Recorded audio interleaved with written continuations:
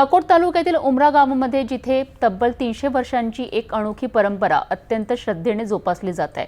येथे साजरा होणारा बैलपोळ्याचा द्वारका उत्सव केवळ एक सण नाही तर ग्रामदेवत वाकाजी महाराजांशी जोडलेली भक्तांची अतूट श्रद्धा आहे।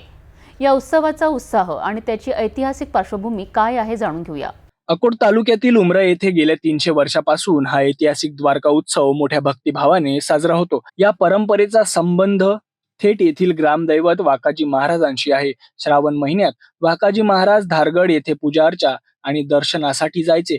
ध्यान साधनेत वेळ गेल्याने परतीच्या प्रवासात टप्पट्टेदार वाघाने महाराजांच्या गावाच्या वेशीपर्यंत सोबत आणले आणि तिथून महाराज गावच्या मंदिरात स्थानापन्न झाले अशी श्रद्धा आहे। आजही महाराजांचे वंशज, त्यांचे नातू, पत्नी आणि भाचे या मंदिराच्या वास्तव्यात जागृतीचा अनुभव देतात। या देवस्थानाचा सर्वात मोठा चमत्कार म्हणजे महाराजांचा अंगारा आणि विभूती। पंचक्रोशीतील पशूंना किंवा वृषभराजांना कोणतीही महामारी किंवा रोग झाला तर हा अंगारा त्यांना लावला जातो। देव त्यांना दाखवून आरोग्य सुधारले जाते। बळीराजासोबतच वर्षभर राबणाऱ्या वृषभराजांविषयी कृतज्ञता व्यक्त करण्याचा हा दिवस। बैलपोळ्याच्या दिवशी बैलांना सुंदर अलंकाराने आणि शृंगारांनी सजवले जाते। त्यांना वाकाजी महाराज समाधी मंदिराचे दर्शन करवले जाते आणि अंगारा विभूती लावून त्यांना सन्मानाने मखरात बसवले जाते। दुपारच्या वेळी मानाच्या बैलाचे मंदिरात दर्शन झाल्यानंतर द्वारका मिरवणुकीला सुरुवात होते। बैलगाडीच्या रथाचे स्वरूप देऊन मखर तयार केली जाते। सजवलेल्या या मखरामध्ये बैलांना उभे करून संपूर्ण गावातून प्रदक्षिणा काढली जाते।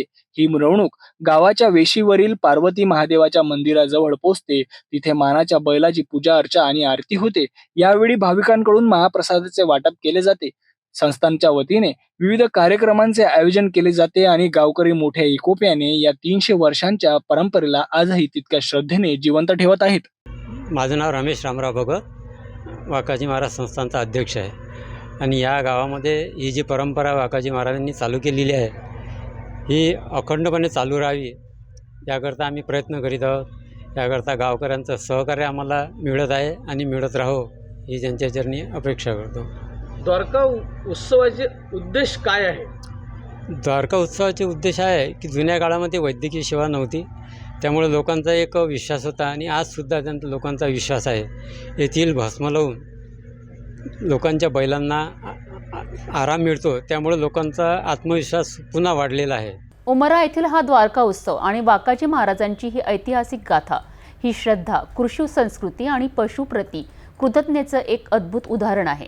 शेतकऱ्यांकरिता बैल म्हणजे केवळ एक जनावर नाही तर कुटुंबातील एक सदस्य असतो, हेच या उत्सवातून सिद्ध होत आहे।